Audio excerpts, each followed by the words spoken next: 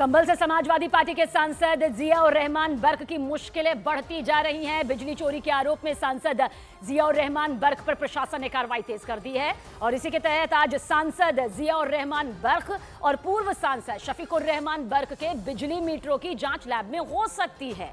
बिजली विभाग ने जियाउर रहमान बर्क को नोटिस जारी किया है।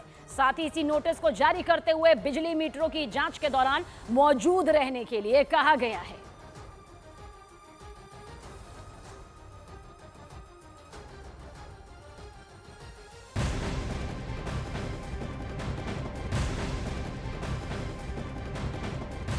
और संभल में जहां एक तरफ मंदिर तो दूसरी तरफ कूपों के मिलने का सिलसिला अब भी बदस्तूर जारी है। रविवार को संभल के प्रसिद्ध श्री शेमनाथ तीर्थ मंदिर परिसर में 30 फीट ऊंची हनुमान की प्रतिमा के पास भी एक कुआं मिला जिसमें पानी भरा हुआ था।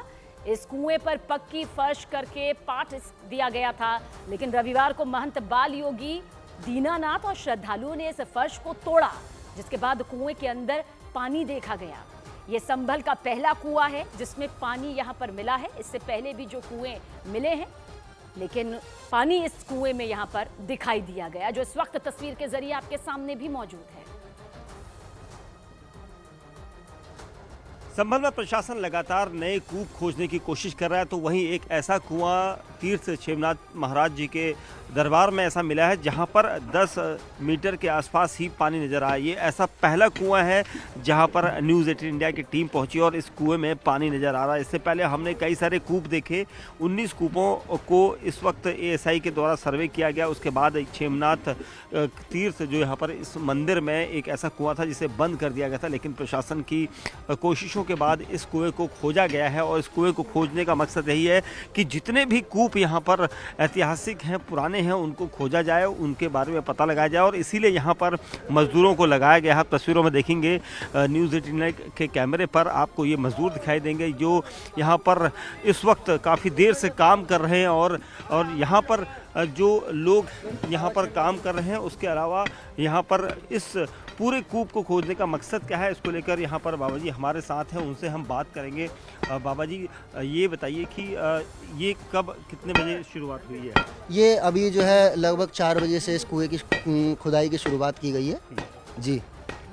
क्या ये कुआं बंद कब किया गया था और क्यों अब खुलवाया? प्रशासन की टीमें आई थी पूरा? नहीं, प्रशासन की कोई टीम नहीं आई है वर्तमान समय में। ये तो सब बाबा की चेतना है। सिद्ध शिरोमणि बाबा शेमनाथ जी की यहाँ समाधि है।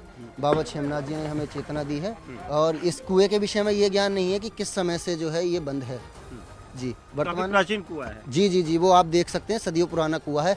माना जाता है जब तीर्थ नगरी संभल का निर्माण भगवान विश्वकर्मा के द्वारा किया जा रहा था, उसी समय का ये कुआं। और ये तीर्थ जो है, जो तीर्थ नैमिषारण्य तीर्थ का उपतीर्थ नीमसार तीर्थ के नाम से इसको जाना जाता है, वो तीर्थ। और ये कूप आप देख सकते हैं, ये बिल्कुल बगल में है। इस कूप का क्या नाम?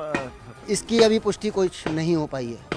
ये क्योंकि कूप के बारे में कहा जाता है कि कई कूप अलग अलग जल लेकर, किसी के जल पीने से निरोग होता है, तो इस तरह के इस कूप में भी कोई ऐसी विशेषता? इसकी विशेषता होगी, इसके विषय में अभी जो है रिसर्च की जाएगी। जो भी सच्चाई होगी वो सब सामने आ ही जाएगी।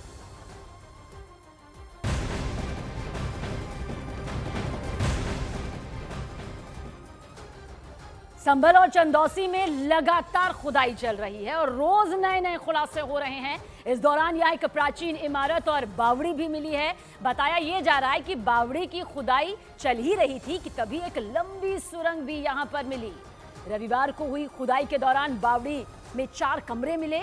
स्थानीय लोगों की माने तो ये बावड़ी 3 मंजिला है और इसमें 12 कमरे, कुआं और एक सुरंग भी है।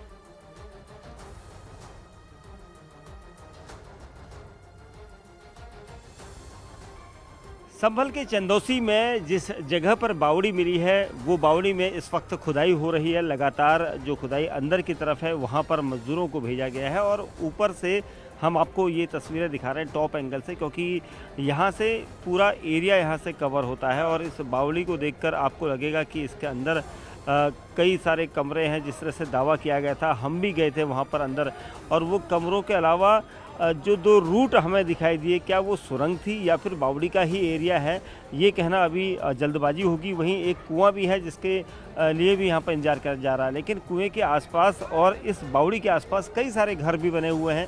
क्योंकि इन घरों में जो लोग रहते हैं उन लोगों ने पहले यहाँ पर ज़मीनें खरीदी और ज़मीनें खरीदने के बाद यहाँ पर उन्होंने अपना घर बनाया, क्योंकि जब प्लॉटिंग यहाँ पर चल रही थी तो सिर्फ इसी एरिया को छोड़ा गया था प्लॉटिंग करने वाले लोगों के द्वारा, और उसके बाद उन्होंने चारों तरफ प्लॉटिंग करके घर बसाए। कई लोगों ने यहाँ पर प्लॉट लिए और उसके बाद घर बसाया, क्योंकि ये कहा जाता है कि बावड़ी प्राइवेट भी हो सकती है, क्योंकि अब सरकारी कागज़ों में इसका, राजस्व के कागज़ों में भी इसका जिक्र है और इसका एक नंबर दिया गया है कि 215 नंबर में ये बावड़ी का जिक्र है। तो अब यहाँ पर जो टीमें हैं वो यहाँ पर काम कर रही हैं, लेकिन प्रशासन के अलावा यहाँ पर स्थानीय लोग भी हैं रहने वाले। आप लोग यहाँ पर रहते हैं, आपके ठीक घर के बगल में ये बावड़ी निकली है, क्या कहोगे? देखो, कभी नहीं पता तो है, ये बहुत पुराना किला है, कुआं टाइप का है ये। तो यहाँ पे जो प्लॉटिंग हुई थी पूरे एरिया की, तो इधर साइड का एरिया छोड़ दिया है। वैसे तो ये बोला गया था कि पार्क वगैरह बनाया जाएगा यहाँ पे, तो काफ़ी टाइम से यहाँ पार्किंग का भी था, तो पार्किंग पे गाड़ियाँ भी खड़ी होती थी। तो अब एक अचानक जैसे यहाँ अतिक्रमण चल रहा है चंदौसी में, उसके चलते हुए यहाँ पे भी एक खुदाई हो रही है।